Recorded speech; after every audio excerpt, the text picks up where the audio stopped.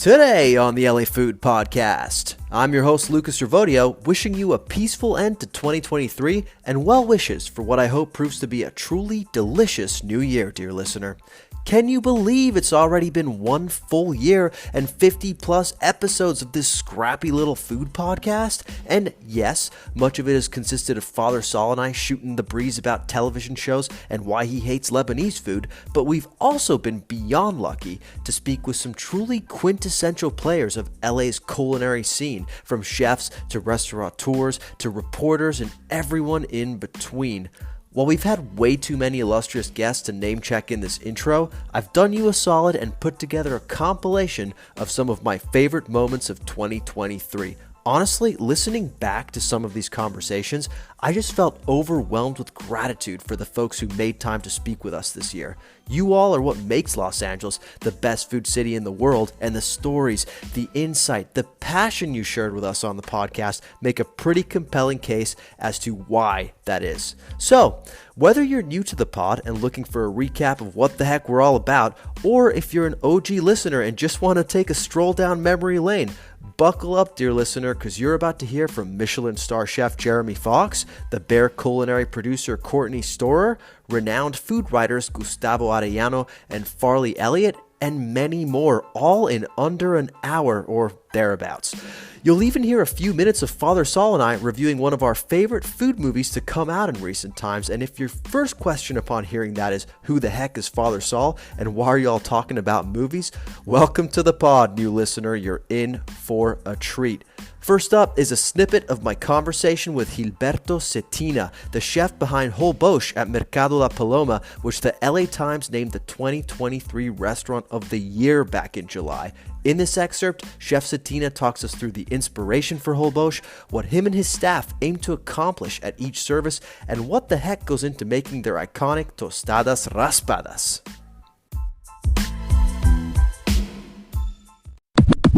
You have this love for seafood, and you start experimenting with seafood at Chichen Itza. And obviously, you just mentioned there's not a huge tradition of seafood cooking in Yucatan cuisine. So, where were you getting the inspiration for your flavors and your creations from?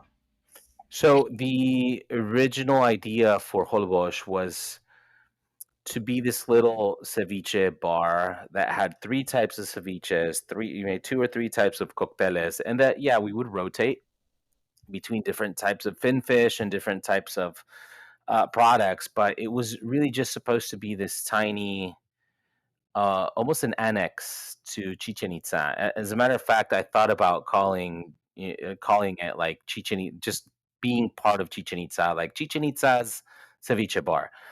Um, Mhm. and the thing is, that it had a big kitchen. The space that we got, we really got it. I really leased that space to do like prep and production for Chichen Itza and to do catering. Uh, the idea was not to have this standalone restaurant that specialized in seafood and had a full menu. On the day that we opened, we had already modified that idea, and the night before opening, I went out and I got a grill. So I got this, wood burning grill to do do mesquite grilled stuff on, and we started doing grilled fish tacos. And Mhm. if we're doing grilled fish tacos, we're already doing tacos. Well, let's go ahead and do like a Baja taco. And well, we have this grill. We're not just going to do a grilled fish taco. Let's do a whole grilled fish, and let's do grilled octopus.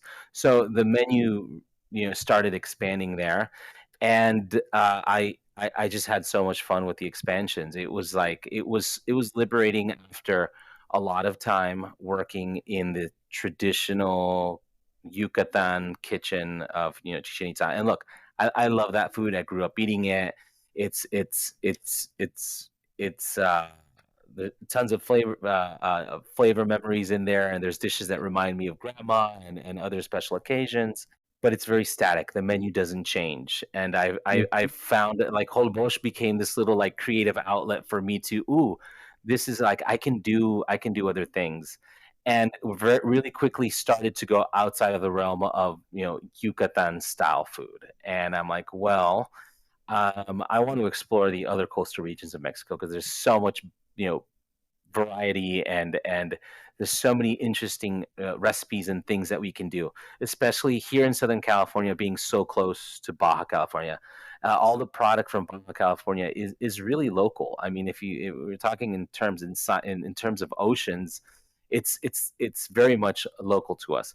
So as I'm adding dishes and recipes to Holbox and really just having a lot of fun with it, expanding into other coastal regions of Mexico and starting to dabble into, like, I already mentioned, like the Baja style tacos, the aguachiles, that are definitely not Yucatan Peninsula style.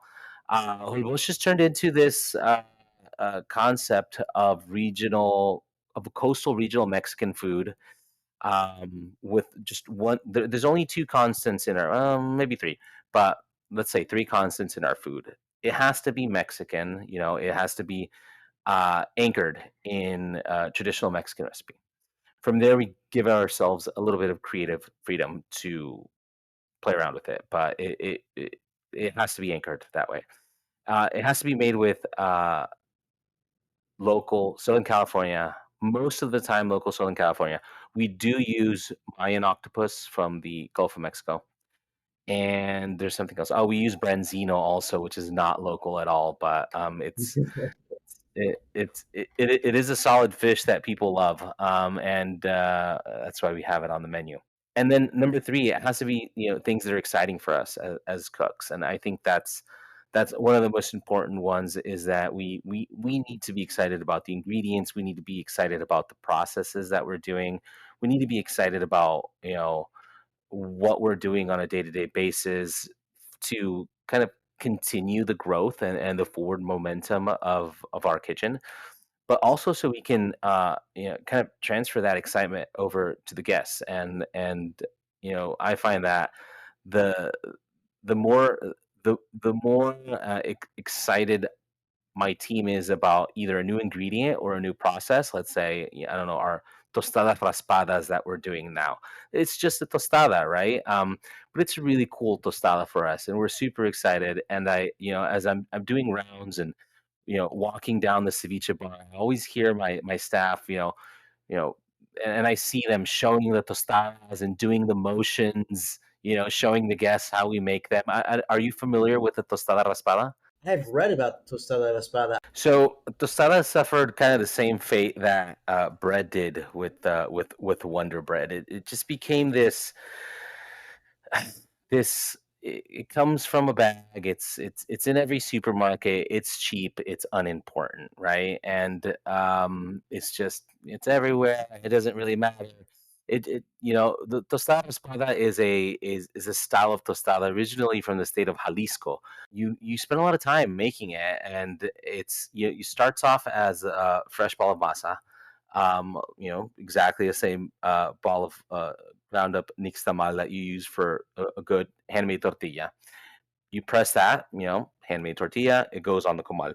Now, once it goes onto the comal, which is the griddle, hot griddle, um, the process of cooking it is a little different. We want to undercook one side. That's kind of the most important thing.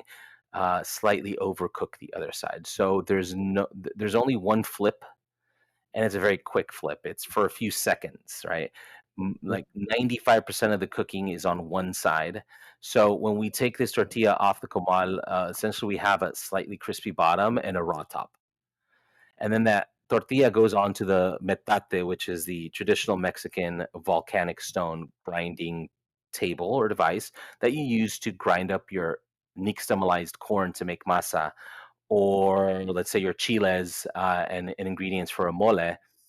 And with the mano, which is the long kind of bar shaped piece of volcanic stone that you use to grind with, we peel off the top layer of raw masa, and that's where it gets its name, raspada. That action is raspar. Estamos raspando las tortillas. Um, It means to like so scrape, to it means to scrape, scrape. or Yeah, we're yeah. scraping them, exactly. So two things happen when you do that. Number one, you get a thin tortilla, right? So it's half the thickness that it originally was. And number two, you've exposed the interior porous, damp surface of the tortilla. So the next step is dehydrating them. Now, traditionally, these would go onto planks and they would go onto the roof, and they would be sun dried. Here we do use a dehydrator. We don't set them out on in the parking lot. The roof of Mercado La Paloma just full of the tostadas that are sun dried out. Absolutely not. So we use a dehydrator. They go into the dehydrator for an initial drying. They go in for 2 hours. We take those out and then we let them dry just on like cooling racks in the kitchen for an additional at least 24 hours, preferably 48 hours. So at this point, the tortilla is dry. It's tough, but it's like chewy. It's definitely not a good it's not a good bite. Then it gets fried, and then when this dehydrated, thinned out tortilla gets fried, it almost takes on like a chicharron like puff. It gets like little air bubbles work their way into it, and it's just a different texture. But more important, I mean, the texture is very important, very very important. Also very important is that it's nice and thin. It's not a thick, chewy tostada. And if we're doing a ceviche and we're like taking extra time and care to source this beautiful fish and it's delicate and we're trying to balance the salt and the acidity and the ceviche and the right amount of vegetables, we're trying to compose a good ceviche. We want to pair that with like the best tostada that we can and one that doesn't overpower, the ceviche, that really just complements it. Um, and then it has a well-defined corn flavor because it started off as a fresh ball of masa. So, things like that. And we're excited about the tostadas. And we when we tell our guests, I can see that excitement transferring over to the guests, and that's really kind of the core of what we do.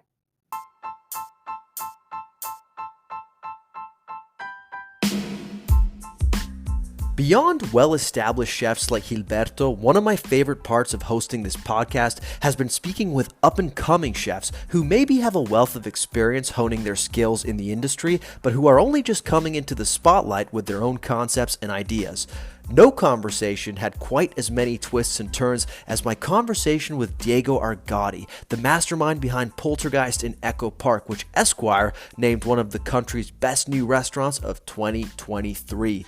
Diego opened up to us about how a helicopter crash and being stood up at the altar led him to the kitchen and the absolute roller coaster that was getting to a place where he was finally able to open his own restaurant. In this snippet, we find Diego at a key crossroads in his career, fresh off a pretty scarring stint under a less than exemplary chef. He's unemployed, addicted to drugs, and about to stumble his way into an opportunity that would forever change the trajectory of his life and career.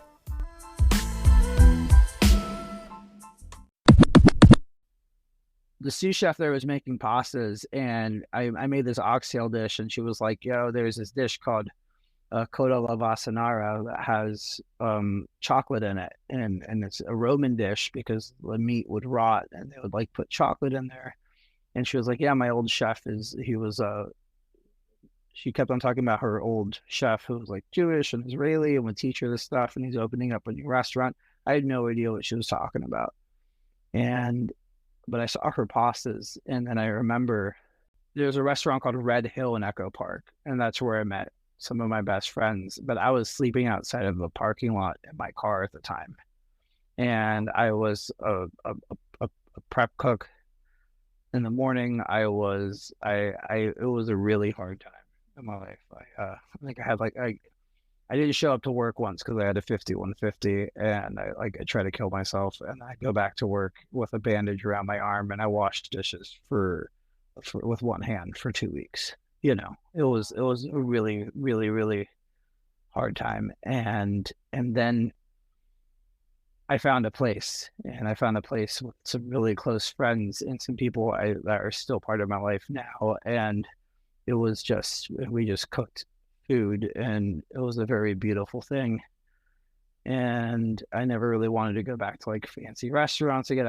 I was in this little Echo Park Square cooking some food, and I had a place, and And then this menu came out, and Bestia just opened, and I see Coda La Vasanara on the menu. And I look at it, and it says chocolate pasta and oxtail. And I'm like, okay, who the fuck is this? And the owner of this restaurant, Red Hill, had a little place called Local, which is right next to Thirsty Crow. Now it's Flore. And the guy was laundering a shit ton of money. I can't, anyways, I thought he let me be in charge of the restaurant, this little fucking kid, because I thought he believed in me, and it wasn't the case. And I was just running this restaurant on my own and doing the very best I could. And I was just coming up with specials and all this, but I was the best chef or cook in that kitchen, and I wasn't learning anything. And then I found out what was actually going on. He was trying to sell it the whole time and just needed someone there to like make it look like there was revenue, and there's so much fucking money laundering and everything you could fucking think of. And I had a breakdown, and I was like, I quit. I went to my apartment. One of my really close friends brought, like right on time, like just gave me a gift of like 5 grams of like some of the purest shit I could ever have in my life. And I was just in my room for 2 weeks, and I wouldn't fucking leave. And I was so depressed, and I kept on staring at the Bestia menu. So I took like 5 tabs of acid, and I walked over from Silver Lake to Bestia, and I asked for a job. You walked like 8 miles? Sure, yeah. I walked all the way down Sunset, all the way down Vignes, down, and just walked to Bestia. And I had the menu, and I asked for a job, and I was tripping on acid, and they gave me a tour of the kitchen. And I see these little pillows of pasta, and I look at them, and I'm like, that's the same pasta that chef from Gusto made. I didn't really think about it. And then I come back for a stage, and they forget about the stage. And I come back, and I'm like, I'm not ready enough. I'm not fast enough. So I parachute 0.5 gram of cocaine in a little piece of paper. And I'm like, this is going to make me fast, and I'm going to be good. And I show up to my stage, and I am fucking sweating bullets. I am a mess. And my knives aren't sharp. Everyone there quit to be a sous chef. Everyone quit a sous chef position there to go be a cook there, and we are getting paid like $9 or $10 an hour. And I was so underqualified. And I go up, and I am on one, and and then everyone's talking shit about every single play. Oh, you work for that guy, you know this guy, you know that guy. And I'm like, I'm just not, I wasn't used to that environment. And everyone's just, and I was like, what the fuck? Ori's cousin died that day. He comes back from a funeral, and he goes, you work at Gusto. You used to work with Isabella. And at the time she would have like, she would leave restaurants and all this. And I'm like, oh yeah. And I talk shit about the wrong person.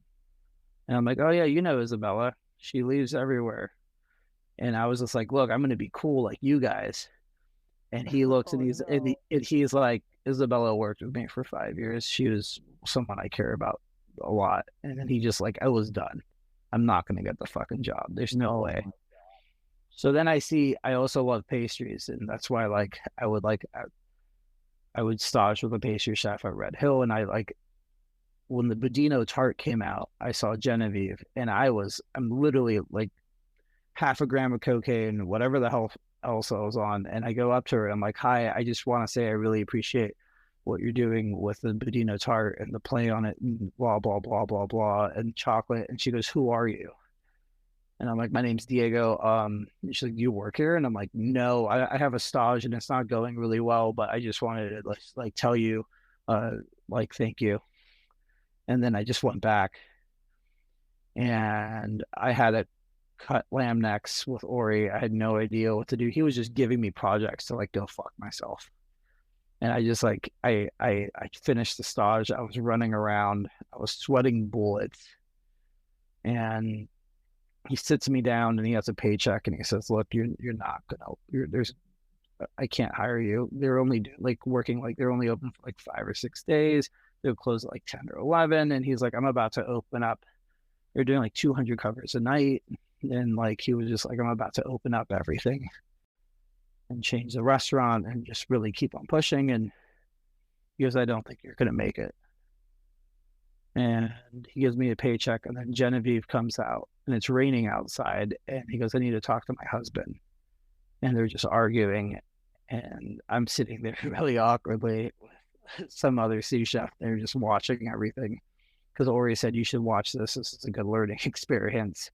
So I was just sitting there. I'm like, this is interesting. And I was like, and then he goes, I don't want to, he comes back. He goes, I don't want to hire you, but my wife is making me. And she was pregnant to Saffron at the time, which is what Safi's is named after and all that shit. But she was like, I'm going to hire you.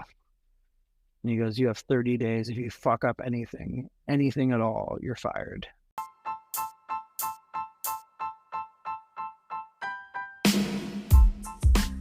We love the big picture conversations on the LA Food Podcast, but we also love hearing about the nitty gritty, unglamorous bits of being in the industry and running a restaurant. Lynn Ta is the restaurateur behind Koreatown's Here's Looking at You and Silver Lake's All Day Baby. She's one of those people who just exudes hospitality, and it's no coincidence that Here's Looking at You was a 2023 semifinalist for James Beard's Outstanding Hospitality Award.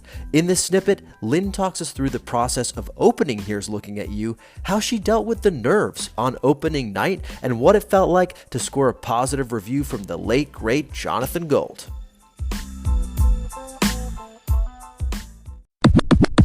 Here's Looking at You, at least from the outside, experienced pretty instant success. I mean, at least from in terms of critical reception. And again, I wasn't in there living it like you were, and I'm sure it didn't feel like an overnight success to you. But from what I can recall, the reviews that came out were glowing, very positive. What was it like to start to receive some of that critical reception? It changed our lives. Like, I mean, the first 4 months were brutal. I mean, there was like a core team that all worked 6 days a week. We were open every day but Tuesday. And it was exhausting. And we weren't busy. Like, there were people every night, but we certainly were not busy. We were still very unknown. And we received a Jonathan Gold review in the LA Times the week of Thanksgiving.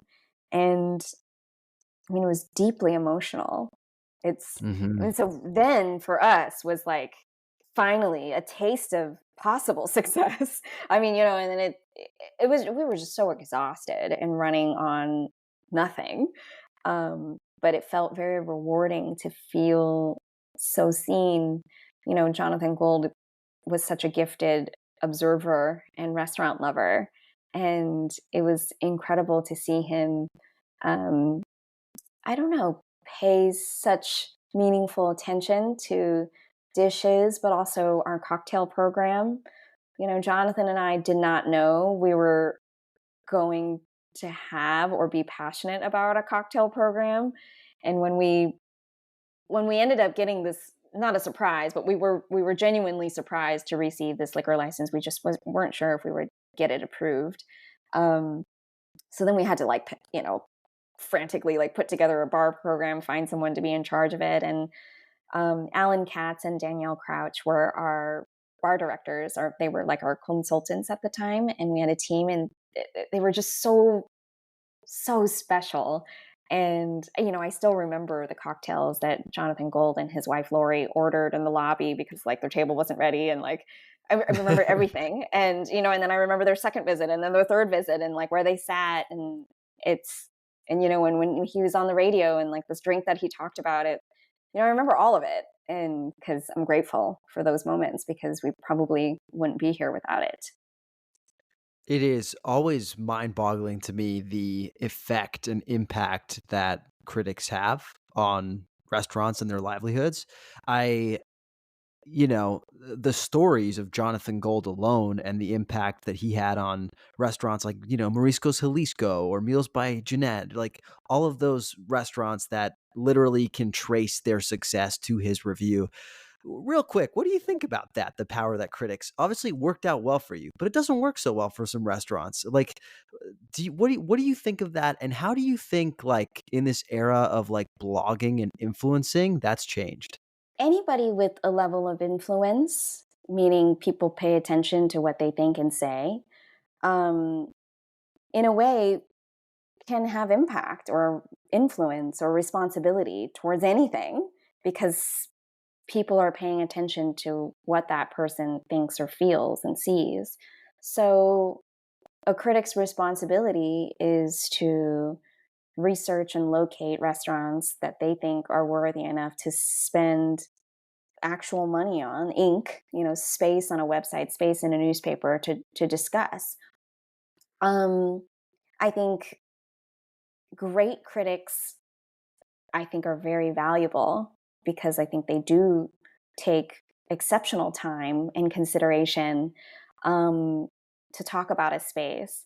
I mean, I would be really scared to get a negative review, obviously, because it can impact your business negatively. But to not have it at all, there's hundreds and thousands of restaurants in LA County alone that don't get any attention by anybody, a blogger or any of the like. And how the only attention that they can get are by their own means. I always talk about your website is like free advertising or like word of mouth. The guests that you can take care of, the 5 guests you can take care of today, and hopefully they tell 5 more people and 5 more people, and like. So if your business, as in the case of Here's Looking at You, it was sort of always going to be a destination restaurant. It didn't necessarily, fit the bill of just like a casual neighborhood restaurant reliant on walk-ins. So it's quite extraordinary to receive Los Angeles Times size readership and to get those eyes on our business, and suddenly, people care to Google your business or save it and then actually make a reservation and show up for it.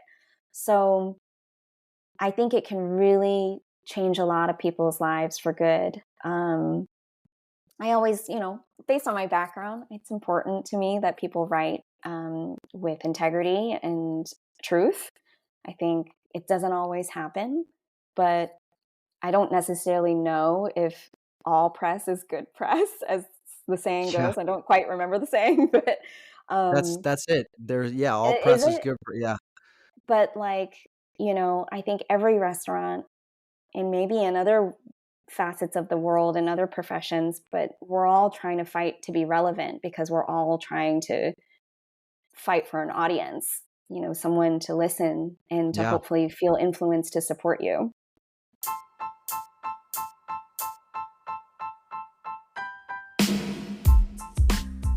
Beyond the people who cook at and run restaurants, we also welcomed our fair share of folks who write about them too. I've enjoyed my conversations with the likes of Karen Palmer, the now contributing editor of SF Gate, Gab Chabran of LAist, who also has a wicked taste in music, by the way, and Brant Cox and Silvio Martins of The Infatuation, who walked us through their list of best new restaurants 2023 just a couple episodes ago.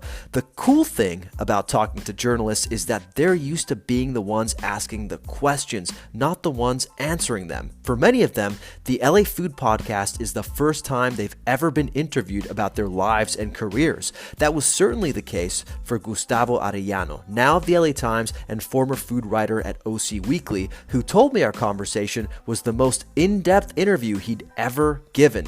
In this snippet, Gustavo shares the story of how he got his start and gives us a taste of the humor and irreverence that have made him such an essential voice of the Southland's culinary landscape for decades.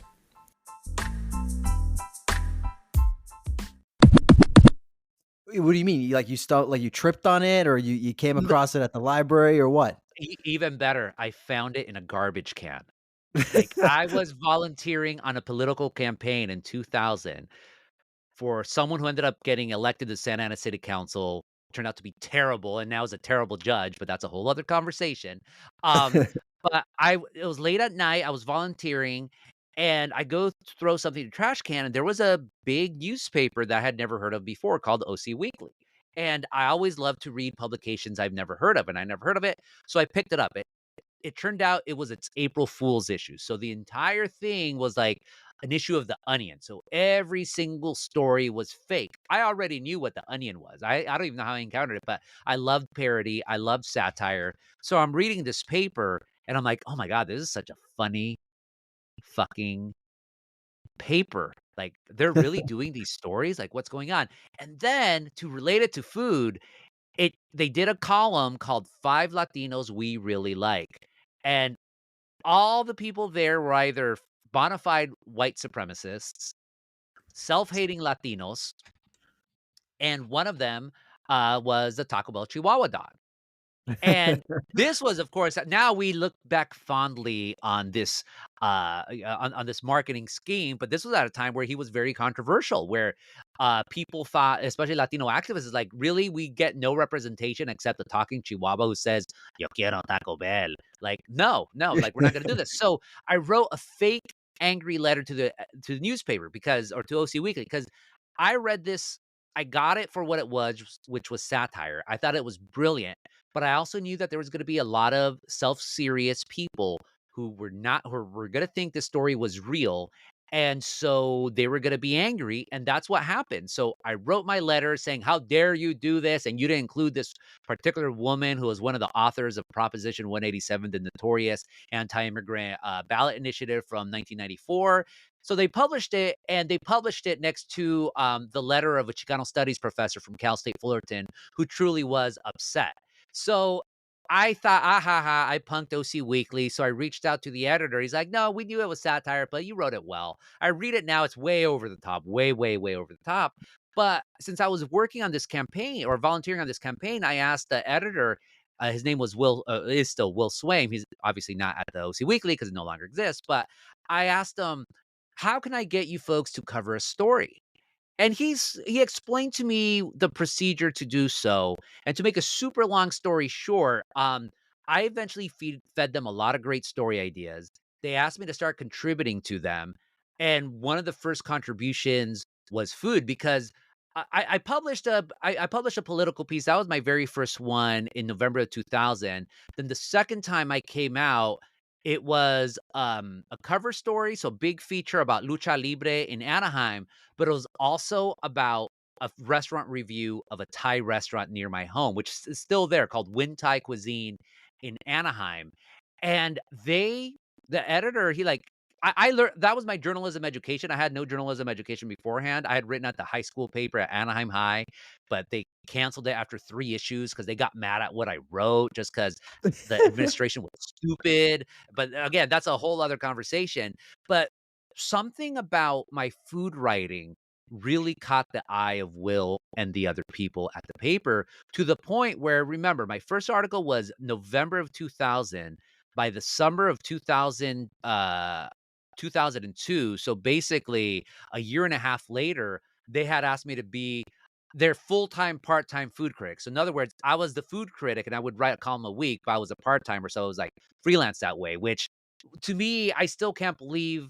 I remember I asked Will, what did you like about my food writing that would make you want me to be a food critic? And he was kind of like going back to elementary school. You're willing to try anything. This was, of course, the era of, weird exotic cuisine. So you're willing to try everything, but you do a very great job of showing us what you're eating instead of just telling us what you're eating. Because how old were you in 2000? You must have been, you were a kid, right? So like you're entering this like new profession and you're handed the title of food critic after a year and a half of, experience in a job you didn't think you'd ever go into. What did that feel like? Did you have a little bit of like imposter syndrome going out to restaurants and Never. I was 23 years old when I became the food critic. OC Weekly, I mean, look, like young people do not understand what alt weeklies were because, they live in a world of social media. And I'm not saying this as a critical, I'm not doing this to criticize or be the old man like, oh, you kids. But I mean, these were revolutionary publications that were writing stories that the mainstream media did not want to touch or were too privileged to touch or too clueless to touch. And so me coming in, I mean, just writing, first of all, I mean, it couldn't be imposter syndrome because I snuck into a place I wasn't supposed to. And this is what I always tell people who feel like they do, or who have imposter syndrome. It's like, look, the people who are your contemporaries or their haters, yeah, they're wondering like, how the hell did this person get in? But use that to your advantage because they're underestimating you. So do your thing and just make it happen. And that's exactly what I did. I mean, I remember, and I found out these stories all these years later, I would write so much that my fellow staff writers would talk shit on me for writing so much because I was making them look bad. And in my mind, I'm like, I don't have time for this. I have I want to write. I have stories. And I wasn't just writing about food. So it's always been a parallel. I've always been on multiple tracks. So I was covering hard news. I was doing investigations. I was doing music and all that. But like like what I tell people, the thing I've done the longest professionally is write about foods. And so I just started learning. I just started, I focused obviously for OC Weekly. I just focused on restaurants in Orange County. We wouldn't cover Long Beach, although we would run 2 food reviews a week. I would write almost both of them. So I would do like my main restaurant review, and that's where I would do the newer restaurants. The way I explain it to people, the restaurants with a budget to hire a PR person to say, "Hey, you could come to mine." And then I had a column that started in 2003 called "This Hole in the Wall Life," and people assume, "Oh, you named it after This American Life." No, no, no, no. I named it after this great sports movie called This Sporting Life from England from the 1960s. Because remember, there was the film scholar, the film studies nerd in me. And so Yeah. that one was shorter. That was like the main one would have been like 800 to 1,000 words. This Hole in the Wall Life, it started off at 600 words. And then as the paper got smaller and smaller, toward the end, it was just like 450 words. But that was just mom and pop places, not just like ethnic restaurants, but like burger stands, hot dog stands. I once did a review of a young woman who would sell gelatina, so Mexican Jello at a taco truck. So I wasn't reviewing the taco truck. I was specifically reviewing her gelatinas, which were absolutely amazing. And it was funny doing that parallel track because like on one hand, everyone hated me. Oh, blah, blah, blah, blah, blah. But for the food, people knew who I was. So I remember I was talking to a council member. I had just done an investigation. There was a grand jury investigation based off of his craft. So I tried to talk to him and he's yelling at me and screaming at me, blah, blah, blah, blah, blah. And then he stops. He's like, you know what's the worst thing about you, Gustavo? I have to read you every week because I have to know where to go eat. And I'm like, as long as I'm helping you, I guess, thanks. Sure.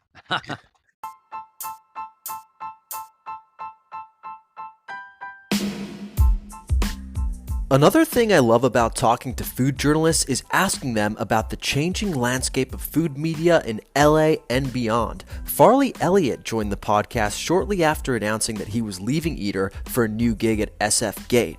In this snippet, Farley talks about the changes he observed in food media over his years at Eater and how he approaches his job as a food journalist today. My favorite bit is when I ask him if he ever feels like the bad guy when he writes about restaurants. But I won't spoil the answer for you, dear listener. Just keep on listening.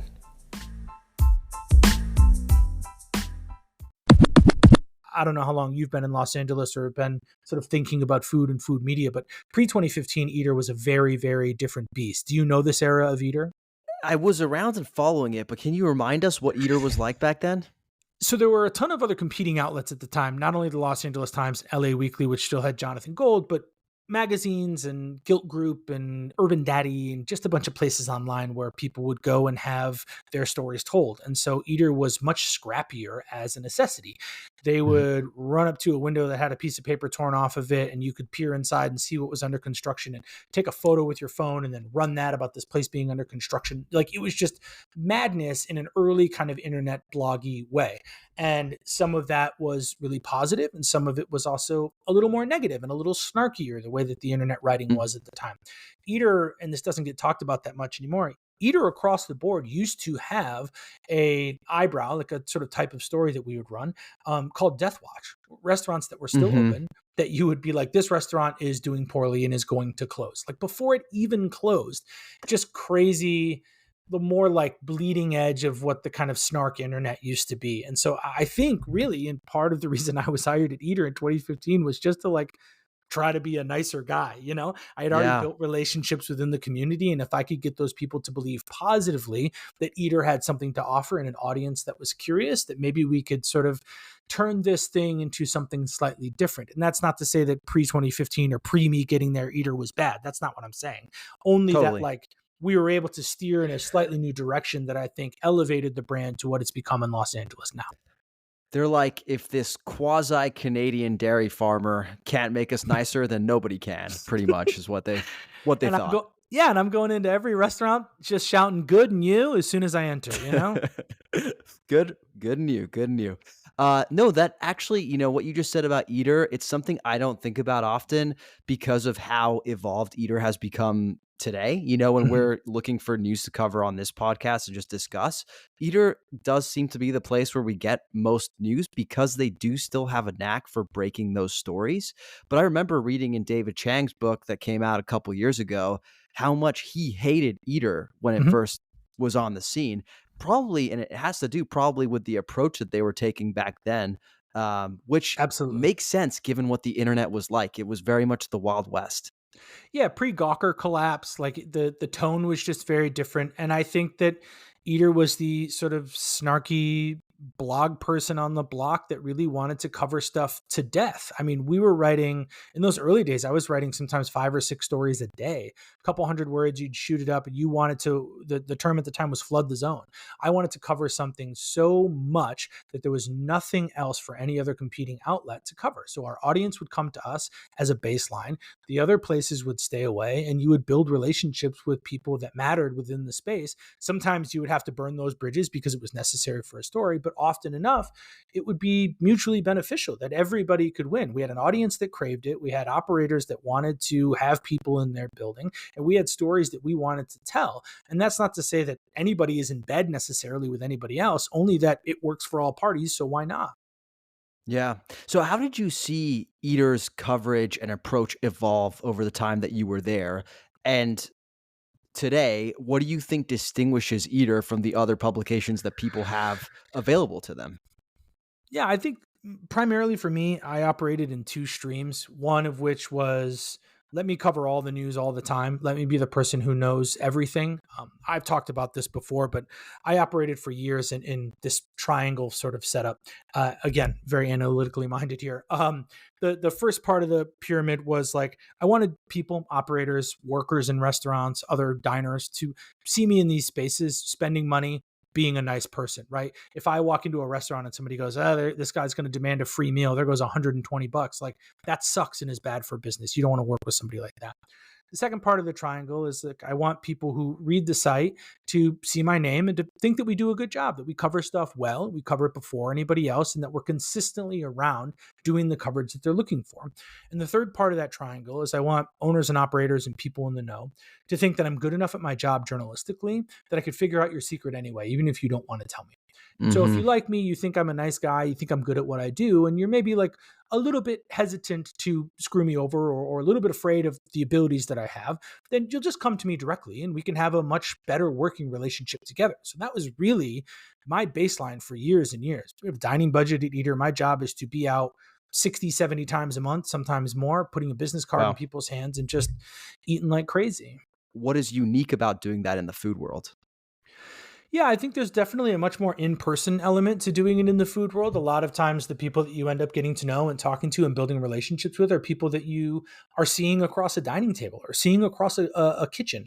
And it can be really, really gratifying because you get to interact with those people more directly, but it can also be really challenging. Those people are at work. You are presumably there for some version of leisure/work, and they might be having the worst night of their lives while you're eating a shrimp scampi. And that's not necessarily the best environment. We're not always meeting at a Starbucks to like whisper in each other's ears about big political secrets.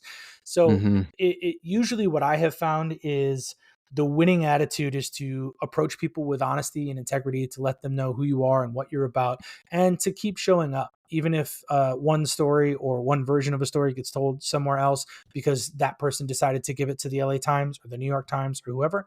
That's okay. it's not ideal. It's certainly a bad day in a sense, but it's just one day. And I want people to believe that we have the ability to put butts in seats to meaningfully change how they operate and who they get to see in their dining rooms every night, because we have a huge audience at our back that really, really cares about that sort of stuff. So if you can approach that with grace and keep meeting people where they're at and show them that you're going to be around over time, I think that's how you continue to win. And that's partly why I was at Eater for 8.5 years. I still think it's a job I could have had for 40 years. There's still so much to do and say and talk about, and so many people that I still have great relationships with. Have you ever felt like the bad guy as the reporter? Do you know what I mean? Like, what I mean is, like, when we think about the caricature of reporters, no, you're not a critic, but famously the critic from the acclaimed Disney film Ratatouille, kind of portrayed as the villain in that film. Do you ever have moments in your career where you feel like I feel like we are the baddies now, to use a Monty Python analogy?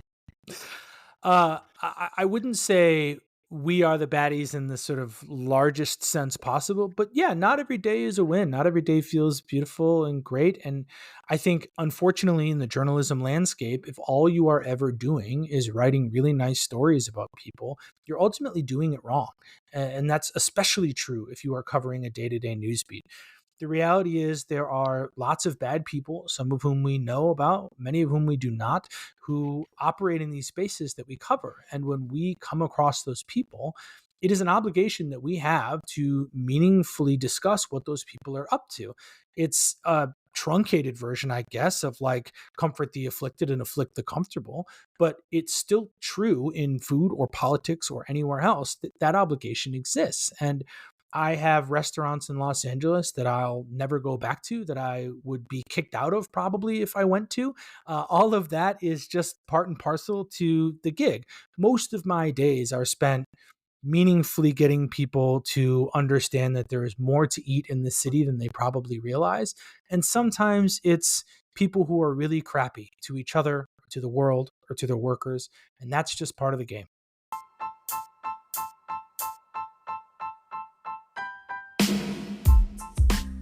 Journalists are great and all, but I also found it interesting to hear about the impact of food journalism and critic recognition from the chef side. For example, Michelin star winning chef Jeremy Fox of Birdie G's and Rustic Canyon joined the pod to talk about his life and times, and I especially enjoyed hearing about how he won his first star at Ubuntu in Napa Valley. The conversation quickly turned, however, into a discussion on the love-hate relationship many chefs have with accolades like Michelin. Give it a listen.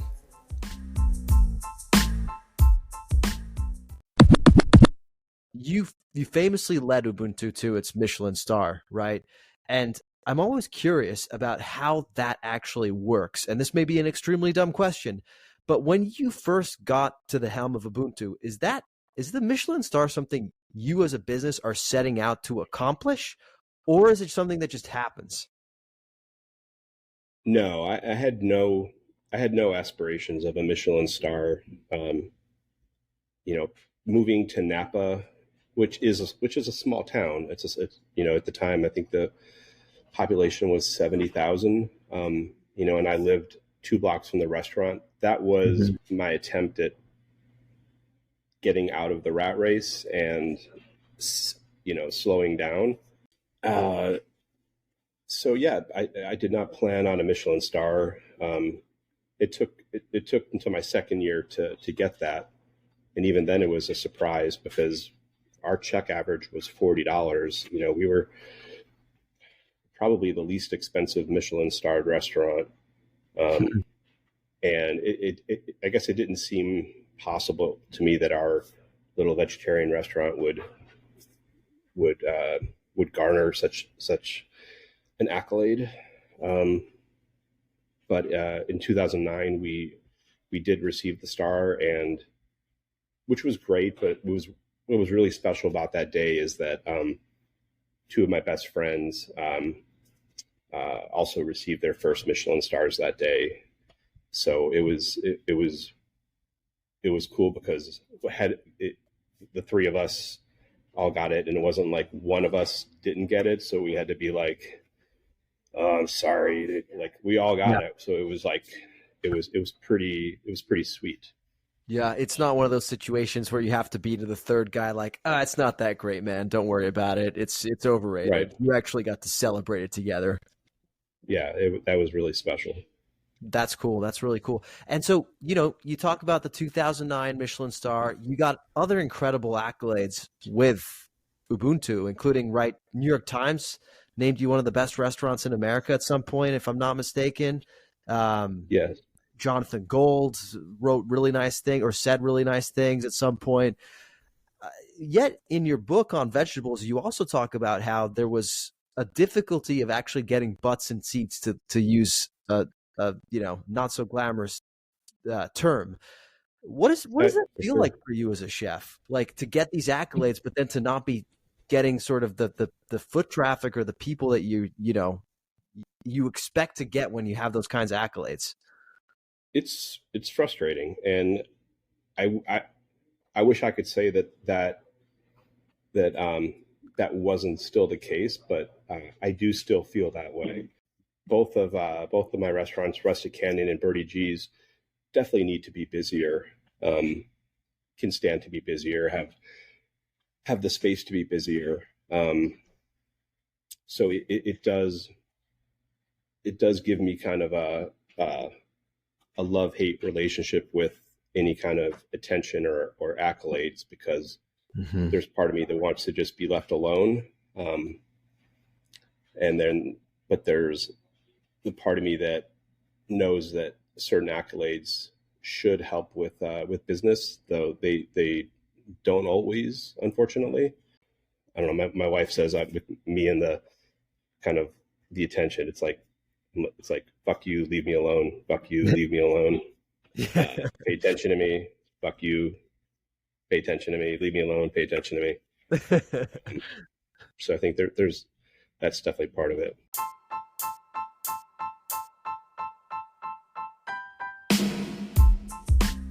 From real-life chefs, we now move into the world of the fictional. Courtney Storer is a very real-life chef, and I urge you all to check out the cool things she's doing with Coco's to Go-Go, but she's also the culinary producer behind America's favorite fictional restaurant, The Bear. Courtney joined us to talk about her approach to bringing the FX smash hit to life, and I particularly enjoyed the details she shared on how she went about creating the chaotic kitchen featured in the Season 2 episode Fishes, starring Jamie Lee Curtis as Carmi's mom, Donna Berzotto.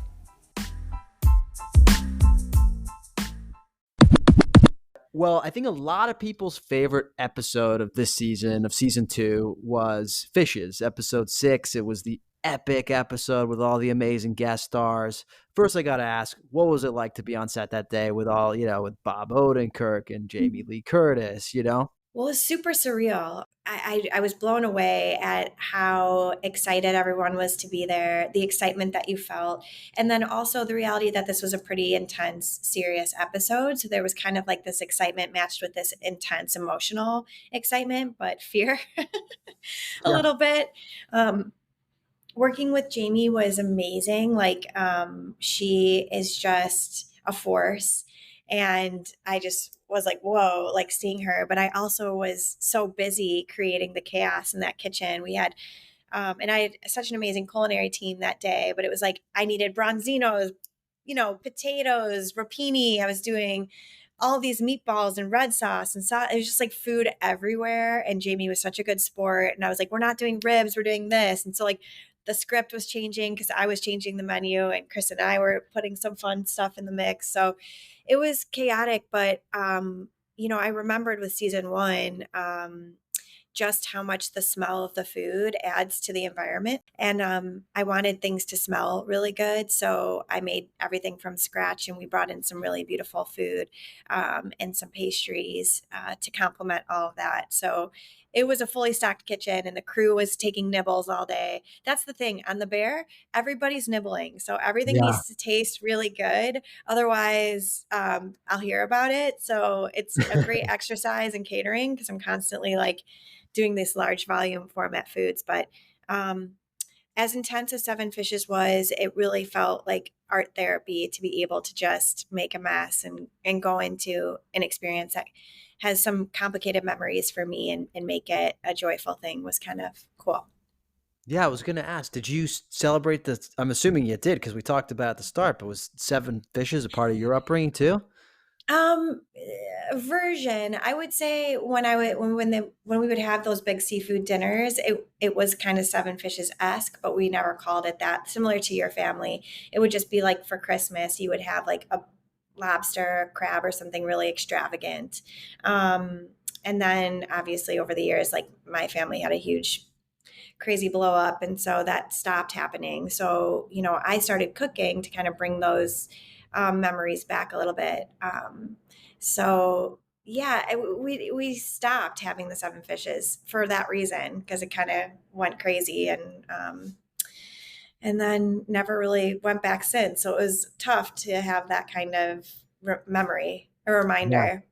It was art therapy, to use your words. Yeah. I mean, like, how did the chaos in the family and whatnot, and in the memories even, influence how you like even set up the chaos in the kitchen, which I think was one of the most, like, a lot has to be said about how awesome the restaurant scenes are in The Bear, but the kitchen scene in Fishes was so special because it's something that everybody can relate to, not just if you're in the restaurant industry. Like, we've all been in like a Chaos.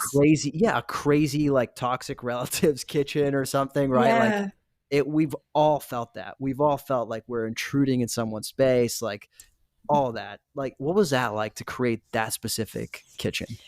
Well, I knew I was going to bring excess to it and make it feel really really crowded. And then the action of Jamie putting her hand in the butter onto the bread, just like cutting the steps, like instead of making it come from like a place that's controlled and thoughtful, it's coming from a place of forced chaos, passion, energy, frustration, underlying issues. It's like doing it for the wrong reasons, making all this just to prove a point, versus doing it with intention, which I think is the biggest thing that Carmi's learning in Noma, and he's in all these kitchens. He's learning about intention, taking care of his space, doing something really respectfully with honor and care. And then you go into his home environment where it's actually the opposite. The garbage isn't taken out, the sink isn't clean, it's just like stacked, almost like a ticking time bomb, right? And Chris kept saying that, like, get the timers going off. So we were constantly doing that because the timer, like that bell ringing in your ear, is kind of reminiscent of what these people are feeling inside, is that volatility, that like volcano waiting to erupt. And, I think I can speak to only my own experience, but in an Italian family, and this was hard, is that it's like, what's going on under the surface? You good? Because like deep down, you don't look good, or you're not acting good, or you don't seem okay. And then the shame and guilt of like pushing someone to then erupt is like, well, we tried to keep everything okay until it's not, but it was never okay, Yeah. And so showing that in food is hard, but her kind of putting things in out of the oven, pulling out, the mess. Carmi's just like overwhelmed by it and just trying to like do his best to diffuse. He's like the one trying to diffuse, and Sugar as well. And that was so well done, because I'm sure different cultures can relate to this too, but I think, at least in my Italian family, it's not a culture of talking about stuff. It's a culture of diffusing. It's a culture of not setting people off. It's a culture of, and that was such, that like fine line was painted so well in that episode. And we all knew it was going to explode at some point, right? But yeah. I was hoping the entire time, don't explode. And same. So well. And you know it well, and that's so amazing that you were able to connect. And I hope that seeing that episode, people feel maybe less alone, or that it happens more than you think on holidays, but also birthdays, any sort of celebration of joy, or even a Tuesday Friday night. Yeah. Right. Exactly. And that people aren't alone in those experiences, and not alone in how they affect you later. Right. It's like so many of these terrible memories I have in my brain happened 20 years ago and they're still there, right? So it's like working through all that is a complicated process and affects all of our worlds, our work world, our personal world. And so giving that backstory, I commend the writers and Chris and Joanna for like doing that.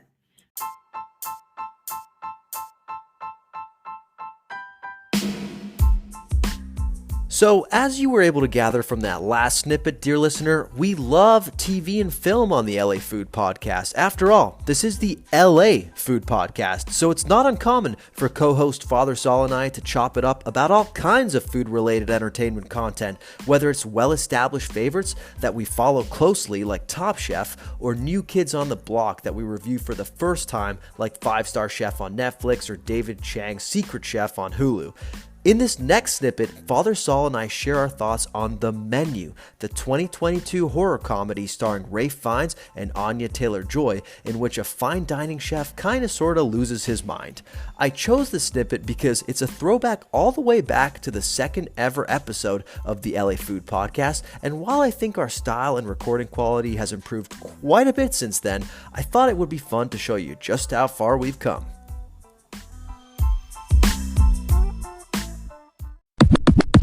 Look, I'm not gonna lie. I'm way lower brow than you. I think we would all agree, right? Like I have my favorite movies are the ones where like, Zac Efron's in a fraternity and he's he needs to figure out a way to stay in the fraternity an extra year and take down the sorority next door. So I'm not gonna like sit here and pretend I'm Roger Ebert or anything, but there was a specific moment actually for me where even for me it was too far, and I feel like it's because it happened with a character that I particularly resonated with. And can you guess which one? Oh, obviously Tyler, the Nicholas Hoult character who plays the insufferable, condescending, pretentious foodie throughout. Yeah. So for those of you who haven't seen the movie, which honestly, kudos on still listening to this podcast this far if you haven't, but basically this is the kind of guy that shows up to a restaurant and just like, takes pictures when he's not supposed to, stops the meal because he's got to take pictures or film content. The kind of guy that like idolizes the chef and is like able to tell the backstory of the chef and whatnot. And I definitely in the build up to the film was recognizing myself in all of that. Right. Like I've literally done all of that. You and I were just at a wonderful tasting menu out in Cartagena, Colombia, and I stopped every single one of us from taking a bite in order to be able to take pictures of all of our food at every single course, at all 9 courses. I didn't forget a single one. Now, the other part of that is, I'm absolutely the guy who looks at chefs as kind of celebrities. And so I'm not sure I have the obsession that the Tyler Holt character did, but it certainly resonated with me to an extent. Now, where it lost me was when his obsession drives him literally to suicide. I mean, can you break down a little bit how that happens for the audience? Well, yeah, a key component of that character is that he acts as if he knows the food and the quote unquote art of what the restaurant's doing, as right. well as, if not better than the people doing it themselves. He pretentiously brags or like points out how he identified a particular flavor of a dish. One of the best line deliveries of the movie is by Ralph Fiennes, Chef Slowick, in reaction to his kind of palate preening, palate, but preening, like, braggy kind of way of approaching food.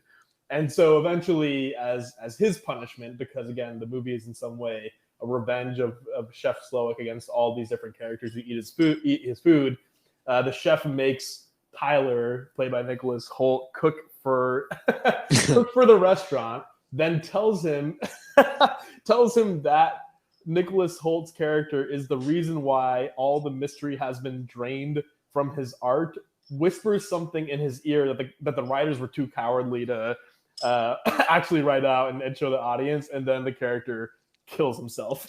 That was my second favorite line of the entire movie, where Ralph Fiennes goes, "You are why the mystery has been drained from our art." Honestly, I've never resonated with a line more. I feel like I could get that line tattooed. The question is, should I? The question is not should you, it's when and where you can have it tattooed. That feels like a bet I'm gonna lose. Like we're gonna bet on a Chelsea match or something, and the punishment is gonna be I have to get that line tattooed. Oh yeah, and because it's Chelsea, I will naturally win the bet. Yeah, as we saw today. But that is a separate podcast. I wanted to know, so that's where basically it lost me. I feel like it really took me along for the ride, and I was like, that this would be mortifying. And if the chef told me to, like, for example, I'm going to confess, I've given Evan Funky a lot of stick for the way he cooks pasta. I feel like he's really famous and renowned for cooking pasta, but to me and to my fiance, I'll give her credit because she's the one who first brought this to my attention. He's actually making fresh pasta where it doesn't need to be made, and then proceeding to undercook it, so because he's so fanatical about it being al dente. And so like I am so particular about the way I like my pasta that I've criticized him left and right. But now I'm gonna have nightmares of him turning to me at Mother Wolf or Felix and being like, okay, you make the fucking cacio pepe yourself, and then just like watching me in the kitchen as I do it and proceed to royally screw it up. So that is a nightmare for me now. I don't think I'd kill myself over it, but I'd be embarrassed. I will say I'm surprised it took you that long to get lost by the movie. Certainly, that was like one of those moments where it was like, okay, sure. I think for me, now that I'm reflecting on it, those conversations between the chef and Margot, where they really try to like overtly be like, there are different social classes here. Which class are you? It's us versus them. I'm like, all right, guy. That was, I think, when it kind of lost me. But it makes a lot of sense that when the character that most reflects you kills himself, you were like, I'm out. Yeah. Literally the question of would you do the same thing? And I think the most worrying part is up to that point, the answer was yes. I would have reacted. You would have cooked the meal too. Yeah. Oh, okay. Would you have not? Oh my God. Well, here's the thing. I definitely would have. But I mean, just because I like to try to show off, and I think I can cook some good shit. The funniest part of that whole thing was that he asked him to cook, and Tyler didn't have anything in his bag, man. I actually That's good. True. Like you would have to have a recipe ready, like that you make all the time, even if it's just like tomato soup or something. But like Tyler is just spewing out ridiculous ingredients and then just basically throws them in a pot and sees what happens. But I guess I'm curious, what would be your go-to dish in that situation? Life or death? Well, okay, so I got a couple of Pakistani dishes in my bag. Keema aloo, which is my favorite dish, would be probably a go-to. I can make a mean grilled cheese sandwich. That'd probably be a safe bet. That's safe. Crowd pleaser for sure. Yeah. That might be. Yeah, I might go Pakistani, and I also think the ethnic component of switching of like the American Norwegian high end switching it up. Yeah. I can turn the tables. I also think that would put the white chef in a really uncomfortable position. Exactly. Yeah. You're gonna critique my keema aloo? No way, man.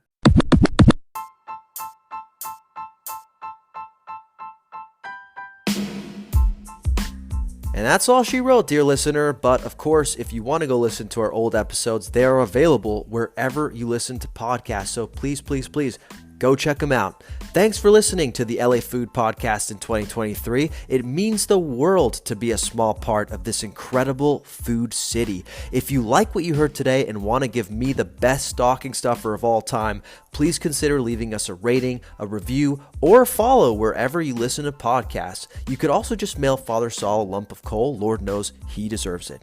We'll be back next week with a brand spanking new episode. But if you're looking for me in the meantime, you can find me on TikTok, Threads, and Instagram at the LA Countdown. That's TheLaCountdown. You can also find me on Instagram at LA Food Pod. That's LAFOODPOD. Happy New Year.